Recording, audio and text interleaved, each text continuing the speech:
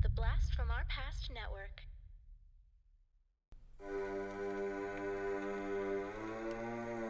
Lock your doors, close your windows, turn out your lights, for chills and thrills await you. It's time for Podcasting After Dark with your hosts, Corey Stevenson and Zach Schaefer. Stay with a friend, say your prayers as grisly ghouls close in to seal your doom, and enjoy this bonus episode of Podcasting After Dark.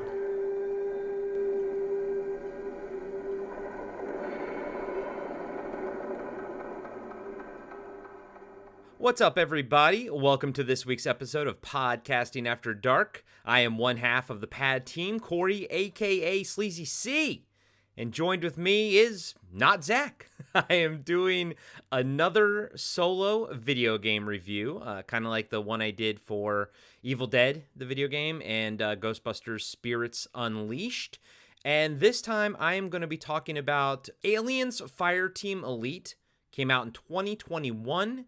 Developed by Cold Iron Studio and published by Focus Entertainment for PlayStation, Xbox, PC, and as of about a week ago, the Nintendo Switch. So, just to give you guys a little backstory, as you all probably know, unless you're a first-time listener, I am a huge fan of the Alien franchise. I like to say that Star Wars is life, but Aliens is my favorite movie of all time. I grew up watching Aliens. My dad took me to see it opening weekend, or probably maybe opening week. I don't really, I'm not exactly sure because I was about 8 years old when that movie came out, and I saw it in the theater with my father. So that's something I like to talk about, and I even told Jeanette Goldstein and Mark Ralston that when I interviewed them. Go check those interviews out because they both had very different responses and whether or not that was appropriate or not. But I grew up loving Aliens. I grew up reading the Dark Horse comics. In the 90s and everything, I read all the Alien comics, all the Predator stuff, Terminator and everything. And, as much as I do love Alien 3, especially the assembly cut, my Alien canon goes Alien, Aliens, and then the Dark Horse comics. That's sort of my preferred route.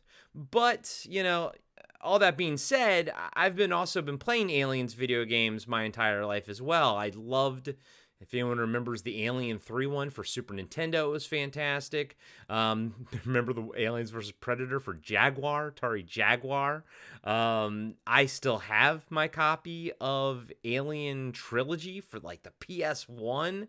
Loved all that stuff. And I even played the horrible Gearbox Aliens Colonial Marines game that was a complete debacle. If y'all don't know the story behind that one, go check it out. But I did play it, and I actually beat it a few times because, it's like, what other options did I have, basically? But I do feel that Aliens Fireteam Elite is the game that I've kind of waited my entire life for. I say that as someone who's played it almost every single day since it came out about 2 years ago. That doesn't necessarily mean it's the best game ever. Trust me, I'll talk about some of its, shortcomings and everything like that. But for me, it's kind of like my happy place. I play it to sort of unwind and just, kill xenomorphs, be a colonial marine, and it's kind of ultimate wish fulfillment in that regard. But again, like I said, it's not perfect. Trust me, it's not perfect. I wouldn't even consider it a AAA title game either. But we'll get into all of that stuff. We'll get in all the nitty gritty as I break down and review Aliens Fireteam Elite. So, the story, it takes place, Alien and Aliens took place in the future, but this actually takes place past Aliens, years past that. I think maybe 50 years plus, maybe close to 100 or something like that. But in the year 2202, the USS Endeavour receives a distress call from the Katanga space station orbiting LV 895. You play as a member of the Colonial Marine Fire Team sent to investigate. The story takes you from the refinery to the planet below and back to the refinery. The story is good. It's not like an RPG. It's not like the greatest thing ever, but there is a story that kind of pushes the action along and what you're sort of, guiding you through the different environments and everything. You start out on the refinery. It looks very much like you would expect, the visual aesthetics from the Aliens universe. They really got that right. So basically, there are 4 different environments that you go to. Like I said, the first one starts off on the refinery. Then you go down to the planet below. You deal with some engineer stuff down there as well. And then you kind of come back up to the refinery and go into a different area of the refinery. And that part of the refinery is like the aliens resin is everywhere, and it's starting to be turned into an aliens lair and everything, and they do a great job. Cold Iron Studios does a great job of really making it feel like this universe and everything. And even in even to mix things up, and I'll talk more about it in gameplay and everything, but even to mix things up, you're not just fighting xenomorphs and various types of xenomorphs, you're also fighting synthetics as well, which is interesting and offers a different level of gameplay, like taking cover and things like that. But story-wise, since we're talking about the story, every mission, you start off, you're on the Endeavor. You can walk around the Endeavor. You can talk to different NPCs. You can go, buy gear. You can find hidden unlocks, intel and stuff like that. You basically can learn the backstory by talking to different NPCs. You can talk to, like, the pilot of the dropship. You can talk to other Marines and everything. But keep in mind that Cold Iron Studios is a small dev team. So they kind of had to not cut corners, but like they kind of had to make decisions based on time and what they could put their effort into. So for example, you go and talk to one of these NPCs, non-playable characters for those of you who don't play video games. And it'll cut to zoom into a close-up shot of them, and you can, read their dialogue as they're saying their dialogue, but the characters' mouths aren't moving. They're just kind of like looking at you and blinking. And it's sort of it's somewhere in between a full cutscene that someone would, where their mouths would be blinking, there'd be all kinds of stuff, and maybe a static image. They could have just gone the route of having a static image of that character as the text scrolls or something like that, but they chose to use the character models and everything and create this middle ground. It's not great, but you kind of get used to it, and it kind of, after a while, doesn't really matter because you're not talking to these characters very frequently. But it is cool to kind of walk around the ship and you can test your guns out. You can see the dropship in the hangar and all that kind of stuff. You can check all of that out. But I will say, aesthetically, as much as they do a great job, Cold Iron Studios does a great job basically creating the environment to look very much like Aliens. I mean, even the computers, even though this is 2202, you would think they'd have like tablets with like holograms and stuff. No, they stick to the very much to the look and feel of Alien and Aliens with like very boxy computer monitors and all that kind of stuff. It really does fit aesthetically. What I don't personally like about the graphics is how they redesigned the Colonial Marine armor and the dropship to basically update it. Because as I said, this does take place some years after Aliens. So as you would expect, there'd be technological upgrades to things. So the dropship looks like the Cheyenne dropship, but not really. And the Colonial Marine armor looks like Colonial Marine armor, but not really. And in both cases, I think they are very generic looking. The Colonial Marine armor that is supposed to be updated now looks very Halo-ish. And if those of you who've played Halo, you know that it's inspired by Aliens and the Colonial Marines. So it's almost like things come full circle. But like I said, this armor doesn't look that great. And the dropship looks pretty bad too. And by bad, I mean, it just looks generic. It doesn't look inspired, you know? Now, the good thing is that there is a DLC that you can buy, unfortunately, for like $6 or something, that allows you to use original Colonial Marine armor cosmetics. So your armor pieces, that you wear will look like the Colonial Marines from the movies. So I bought that on day one, and I've always just used those. I've just rocked that look and everything. Also, story-wise, one thing that was kind of a letdown, as you're making your way through the environments and everything, it's a little bit of a spoiler alert. Obviously, the last mission is going to end with a queen, right? Except you don't actually fight the queen. It's kind of like you fight like hordes of waves of aliens. And as a you're setting the refinery to overload, and then you have to eventually run out of there while you're being chased by a queen. And it is a bit of a letdown because you don't actually get to fight the queen. But Cold Iron Studios, they heard that feedback, and with the story pathogen DLC that they dropped about 6-7 months ago, maybe closer to almost a year ago, they the final mission in that is a proper boss battle with a mutated queen and everything. So they kind of made up for that indiscretion. One last thing about the story before I move into like gameplay and everything. There is a book, a prequel novel called Aliens Infiltrator that tells you what happened, to the Katanga space station and everything. But I didn't read it, and I probably won't read it because this story really wasn't what I was playing this game for. I'm here to just shoot xenomorphs. And that's the one thing, I mean, you kind of need to do right. Like, if you're going to make a third-person, action shooter game, you got to make the shooting fun, and you got to make killing the xenomorphs fun. And Cold Iron Studios, they put all of their effort into that, and that paid off in spades. So what is a third-person shooter?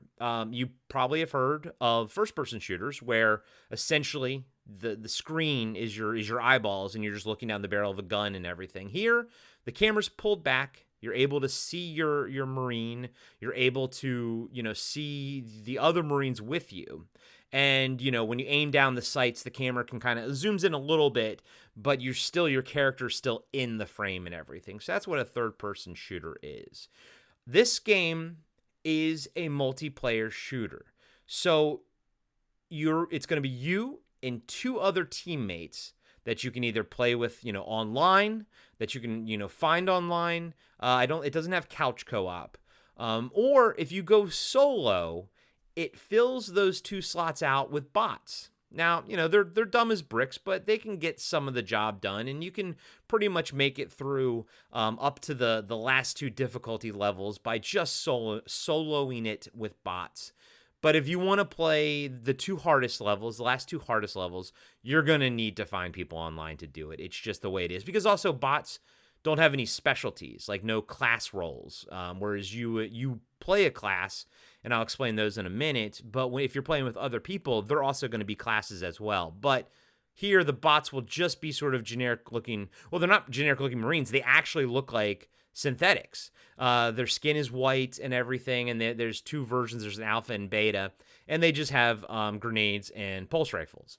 So they get the job done, but if you're going to want to play on higher difficulties, you're going to want to play with humans. You're going to want to play with other people, and of course, that always comes with its, pluses and minuses. Some people are going to play the game well. Some people are going to goof off and everything. And on higher difficulty levels, there is friendly fire. So you might get a griefer. You might get someone who's just a piece of crap and just, goes into the game and shoots you. Or you might, go into the game with some awesome players. I've played the gamut. I've played with great players. I've played with terrible players.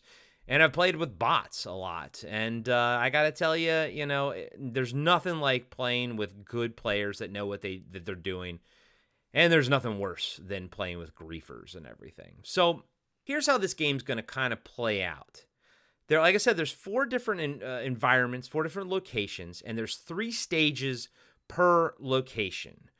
You're going to basically be replaying these stages over and over again, trying to level up your classes, level up your guns, find new attachments, find new challenge cards, new cosmetics, and give yourself like more of a challenge and everything, like on higher difficulties. So this is not one of those games where you're going to play through the story mission all the way to the end and be done with it. You're not going to get much out of it in that regard. This game is meant to be played multiple times. So for example, you play a stage, you've already played it, One of the things you can do to mix things up is you can add a challenge card to the stage. So you go into the stage with that challenge card activated, and maybe that challenge card is, the enemies do more damage, they move faster, or maybe your sidearm is disabled, or maybe your perks are disabled, stuff like that. There's different, like a tactical camera. There's a camera that makes it look like old 8-bit, computer graphics. There's all kinds of fun stuff, and that's kind of the bread and butter. These challenge cards are the bread and butter of the game because you are going to be playing the same stages over and over again. These things mix it up. There's some that are like devastatingly hard where like an alien drone follows you throughout the entire stage and you can't kill it, and it just kind of keeps griefing you the entire time. But the trade-off is you get more XP out of it. You get more money out of it and everything, and like I said, you use this XP to level up your classes, to level up your guns. That's pretty much it, your classes and your guns. So the main classes that you can play as are Gunner, Demolisher, Technician, Doc, Phalanx, Lancer, and Recon. They all have different stats. They all have different abilities, unique to their class. They all have you can level them up. You can level them up to level 8, I believe is max for each one.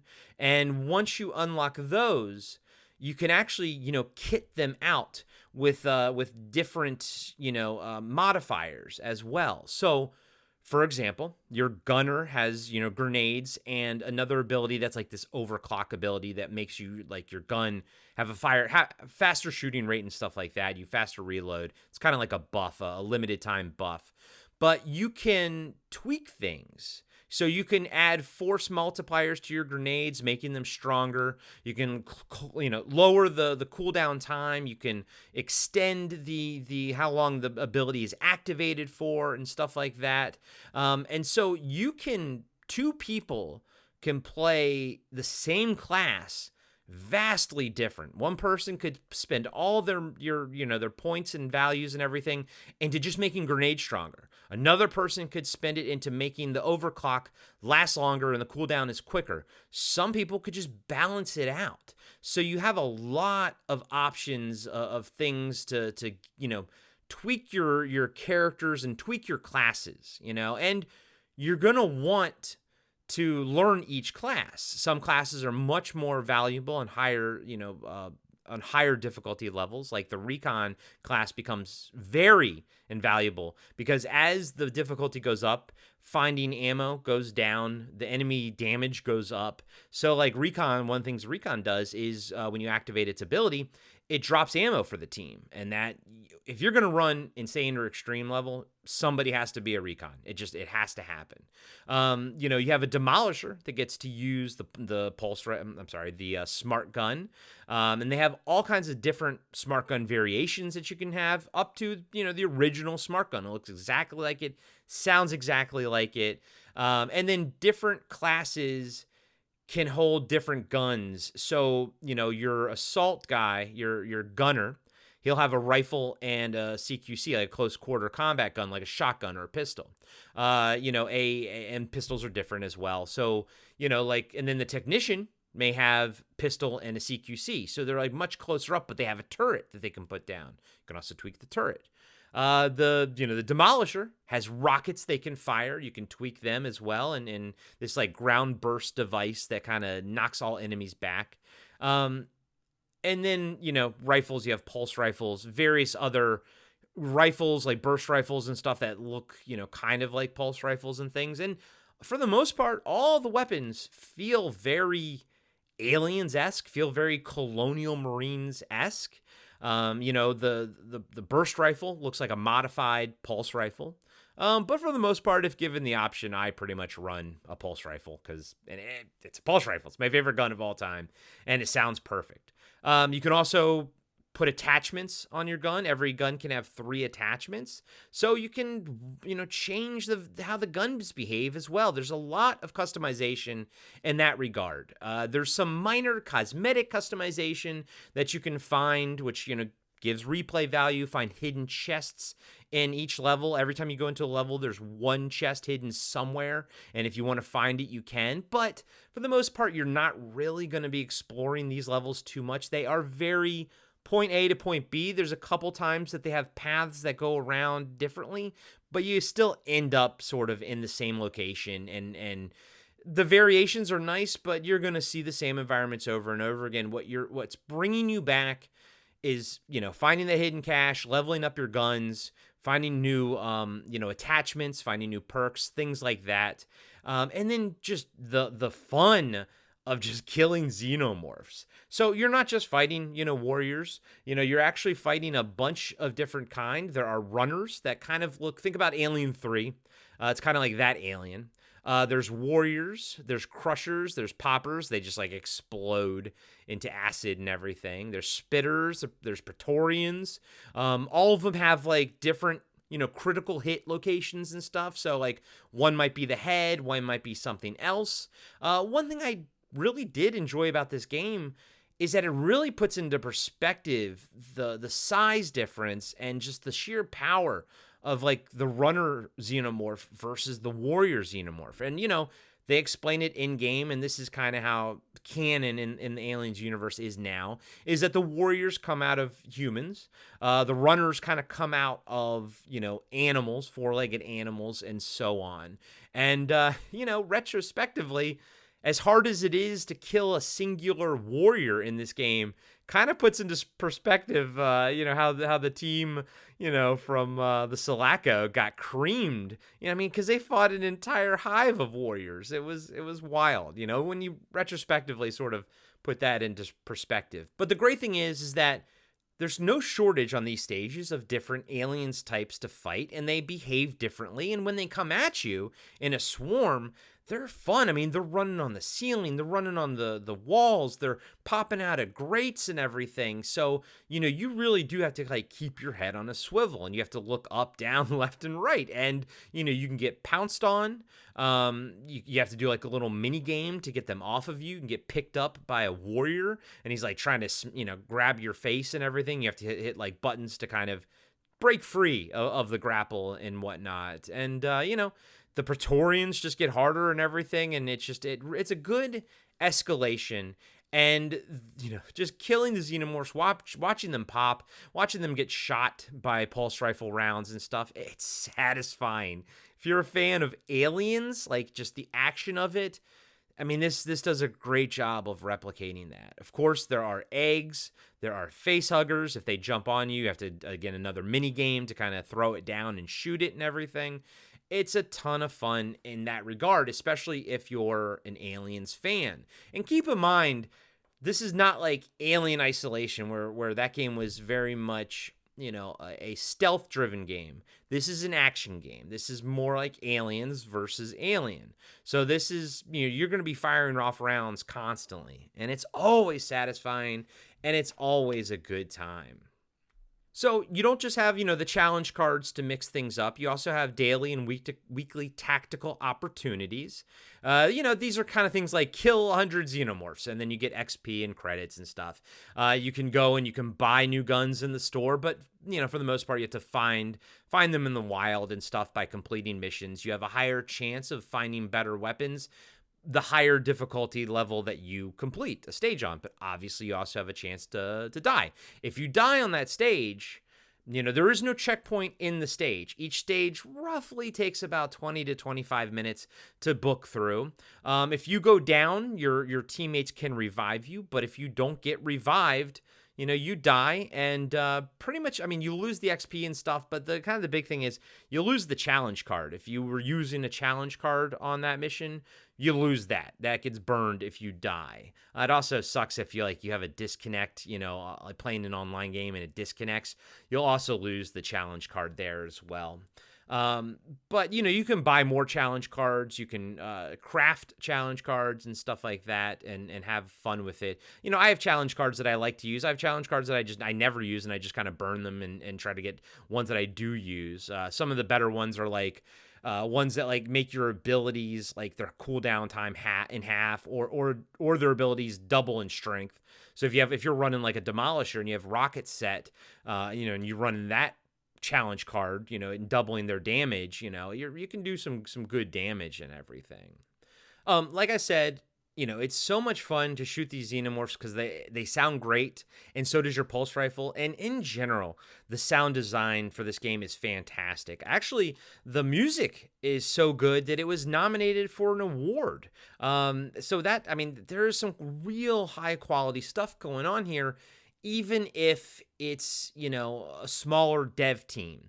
Graphics, the environments look fantastic. I think the character models look decent. It looks a lot better on next-gen game systems, either Xbox, whatever the newest one is, I'm not sure, or PS5. I have not played it on the Switch because that just came out recently. But I have played this on the PS4, and then I played it on the PS5. There's a massive graphic, upgrade to the PS5, and everything runs smoother.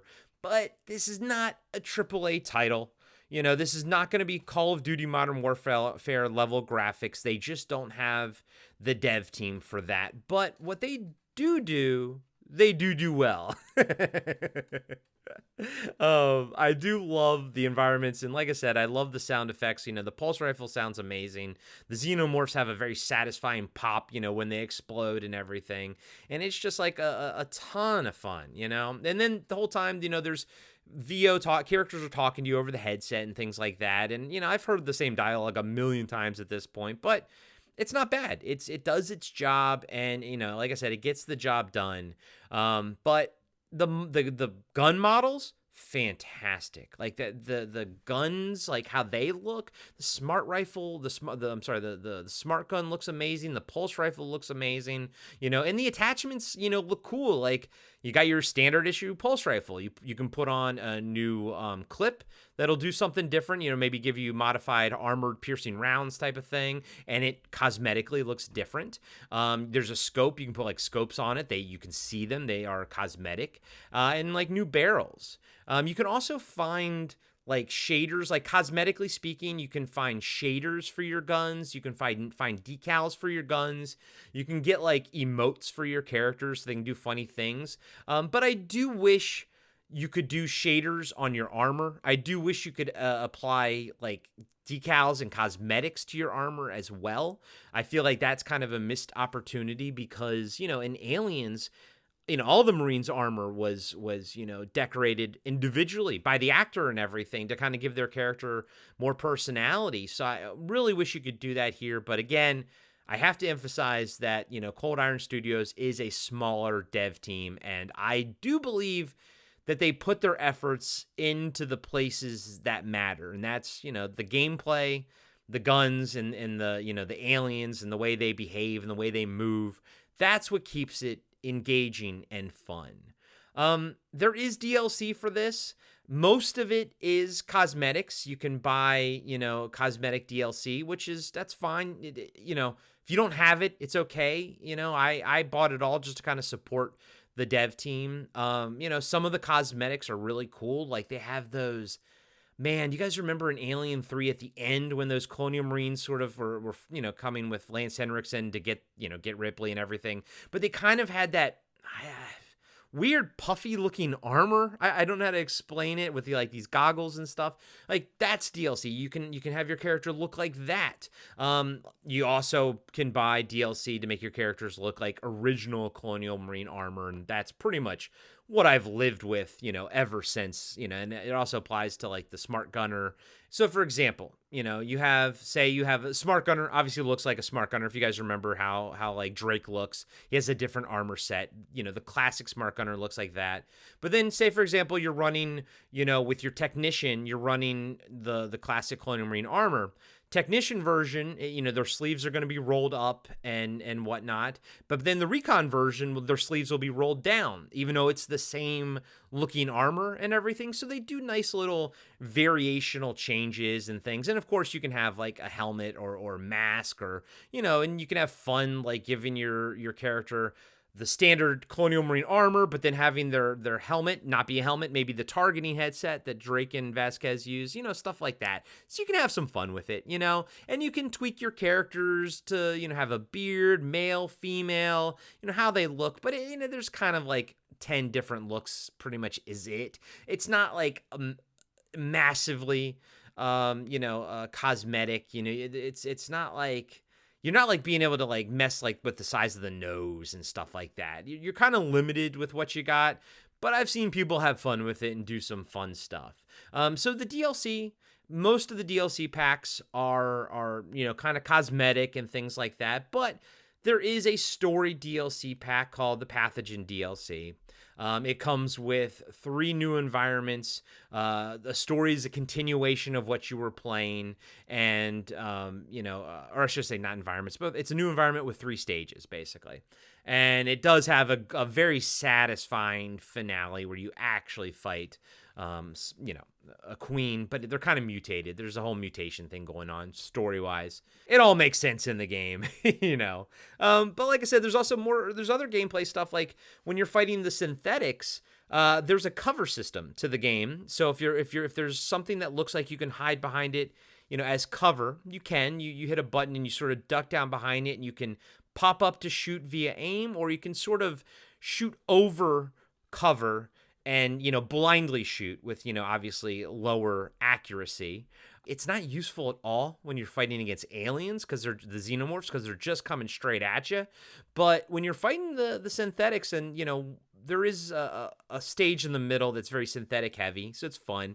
But it really does mix things up, from keeping things, to be too stale and too repetitive. Then all of a sudden this becomes like a cover-based shooter, and they're shooting back at you. They have cover as well, so you have to kind of implement different tactics, and then they'll even throw aliens in the mix as well. So you're fighting synthetics and you're fighting xenomorphs, and the synthetics are fighting the same xenomorphs as you are. So it's like this 3-way battle, and you can kind of use things to your advantage. So if enemy synthetics are fighting some xenomorphs, you just shoot some grenades down there and try to kill both. It's really cool.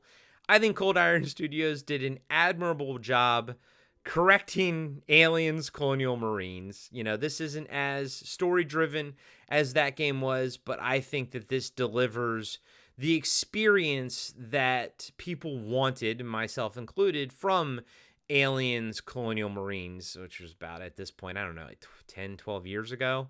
There's no multiplayer where you're fighting other people. That's kind of one thing that's missing from this, but at the same time, that's not what this game is about, really. This game is about fighting swarms of aliens and xenomorphs. And I should have mentioned it up in the gameplay area, but not only are you playing the same story missions over again, but there are other modes as well. They're mostly horde-based modes, but there are 4 different environments, and they're pretty much, if you've played like Gears of War or anything else that's has a horde mode to it, you know what to expect. It's multiple waves of increasing amount and difficult aliens with if you get to the end, you get XP and you can unlock cosmetics or weapons, and some stuff is exclusive to those horde modes and everything. So there's a lot to sort of play with, but at the same time there isn't. I can understand why people would be a little bit turned off by the rinse and repeat formula here, but for me, I love it. And this is a game that I feel was made specifically for me. This is a game that's made for Corey, and I am well aware that it's not for everybody. I barely know anyone who plays this game. I think Tim from Talking Back played it, but I don't know if he ever beat it. But none of my friend group play it, so I've been just solo loboing the whole thing pretty much, or playing with people online. I would love to have, a complete fire team, friends to actually play it, because I don't know if I'll ever platinum this game, because I don't think I'll ever beat like extreme or insane difficulties. But I've been literally, if you can ask my wife, I've been playing this game religiously for about 2 years straight now. It's my happy place. It's my place to go and, turn my brain off. It's the game that I play if I just want to zone out and not think. And sometimes I'll just listen to a podcast while I'm playing it, and it's kind of like muscle memory, and I love it. And also on the same side of that coin, sometimes I love to just put my headphones on, not listening to podcasts, but like a video game headphones, and actually, listen to the game and immerse myself in it and just have a good time with it. And it's just, it's the alien, it's more so, it's the Colonial Marines fantasy that I've always wanted, but it's not perfect by any stretch of the imagination. If I were to rate it, I would give it a B-, maybe a C+ for most people. But for me, it's an A+. And I'll keep playing it. There's teasing that they're going to be working on more content. So as of the time of this recording, the game isn't dead. There's still more content coming, although they haven't announced what it is. And more than likely, because it's what they've sort of been doing, it'll probably just be another Horde map, which seems to be what they're going to keep the game alive with. But I'm fine with that. I love the Horde maps. They're a lot of fun. I just love fucking shooting xenomorphs, man. It's awesome. Pulse rifles and smart guns for life. So if I could literally ask for one thing, it would be in the hangar of the Endeavor, where it's sort of like your main hub when you're starting missions and everything. I wish, and I would pay for it, I wish you could swap out the new, horribly generic dropship for the original Cheyenne one. I wish you could do that cosmetically. But again, I get why the team hasn't worked on anything like that, because they're putting their time and effort into, better things. So, at this point, you can get this game for super cheap because it's been out for so long. Because even when it came out, it was like $40. It was already, kind of a budget title when it launched. So I think you can probably find it for $10 or cheaper. You can probably find it super cheap used or something. And if you're a fan of Aliens, if you're a fan of just, that kind of third-person shooters, I recommend Aliens Fireteam Elite. So hope you guys enjoyed this solo review. Hope you guys like these in general. I kind of do them, when we sort of need content to be filled and, if it's appropriate. And for this, it's, dropping it close to this year's Alien Day. So I figured that would be an appropriate tie-in. But thank you all so much for listening to me ramble for about 30 minutes about a game that you'll probably never buy. I know it. You know it. We all know it. But thank you for making it this far in the discussion. And, if you like what we do, check out what we got going on Patreon. Zach and I are basically making our way through John Carpenter's entire filmography right now with The Carpenter Factor. And we also have our monthly Wrap-Up After Dark show. And you get, access to everything ad-free, and help support the show and everything. So, of course, check out $2 Lafey as well. Support Zach's other wife, Dustin, his other wife. And, let me know if you're playing Aliens Fireteam Elite. Let me know. Hit me up on social media when I'm promoting this episode and everything. And maybe I'll see you on there. And as always, we'll catch you on the dark side.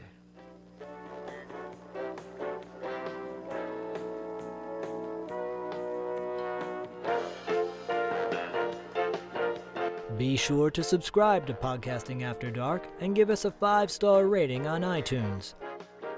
Support Podcasting After Dark on Patreon. Follow us on Instagram and Facebook at Podcasting After Dark. And visit us next time for another installment of Podcasting After Dark with Corey Stevenson and Zach Schaefer.